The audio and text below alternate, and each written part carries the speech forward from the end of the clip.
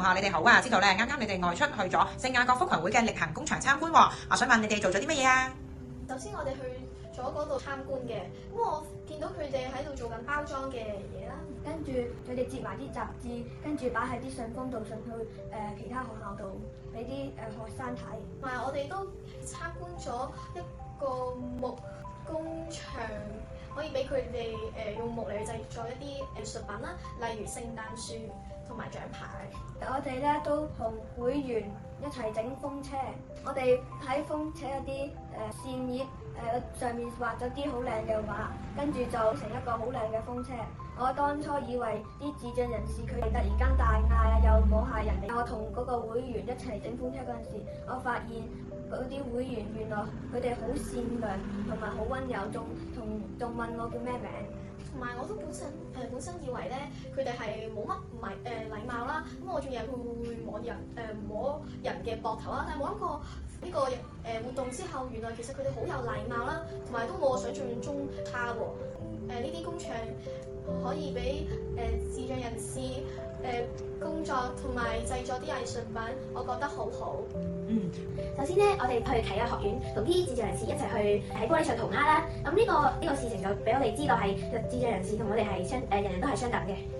之後我哋就去咗藝術工場，我哋去咗藝術工場就明白到原來智障人士做嘢都可以好靚，同埋我哋都應該要多啲關心同支持社會上嘅弱勢群體。請問咧，你喺藝術工場咧睇到智障人士做咗啲咩嘅作品啊？我哋就睇到智障人士做咗生果、魚同埋價錢牌喺超級市場度好靚。嗰啲嘅魚嘅模型係咩嘅材料嚟㗎？佢哋就用咗泥膠同埋陶瓷做魚嘅模型。咁咧，三位同學，你喺今次嘅學習當中咧，有啲咩嘅得着同感受咧？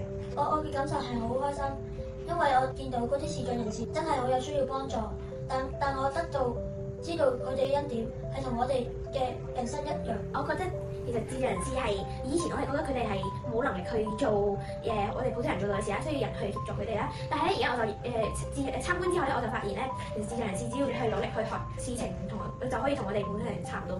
我一入到去，會員就有同我一齊介紹佢哋嗰度嘅健身器材。完成之後，我哋去到2樓嗰度一齊觀賞會員做嘅藝術品，嗰啲藝術品真係好靚啊！之後我哋分兩組一齊去到下面同埋上面唱聖誕歌。最後我哋咧去到做呢一個分組活動。我做嘅時候左做嗰啲啱買嘢嘅時候會送嘅卡仔，嗰啲卡仔咧我哋需要釘2個窿，之後將一個貼牌掛上去。好啊，康怡吧，咁你又負責做咩任務啊？我就負責執走埋填台上面嗰啲膠條劑。嗰個工作咧，我本來以為好簡單，即係1分鐘可以織完一個，但係我後來發現唔係咁簡單啊！個姐姐話我唔合格啊！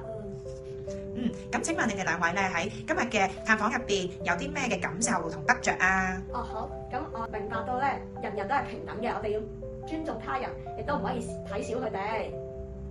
我就明白咗，要尊重別人，佢哋唔係好似我哋諗嘅咁就係，其實佢哋都好勁㗎。我一開始唔驚係因為咧，我就驚同智障人士相處嗰陣時咧，我就驚佢無啦啦喺度大笑啊，又喺度喊啊，但係我同佢相處得耐，先發現佢唔係好似我諗嘅咁樣㗎。